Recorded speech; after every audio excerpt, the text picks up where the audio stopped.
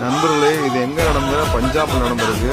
ஏதோ டிரைவர் போய் பஸ்ஸு தவறோ நம்ம லாரி டிரைவர் தவற தெரியல, வண்டி டச் ஆயிடுச்சு. ஓகே, ஏதோ விபத்து நடந்துருச்சுங்க. டிரைவரை போட்டு எப்படி தாக்குறாங்க, அடி எல்லா மக்களும் இந்த கண்ணாடி உடைச்சி பாவத்தை. அவர் பொறுமை இல்லை.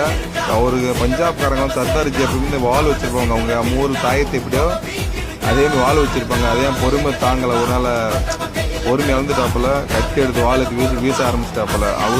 அவரு என்ன அவங்க கோபத்தில் பண்ணுறாரு.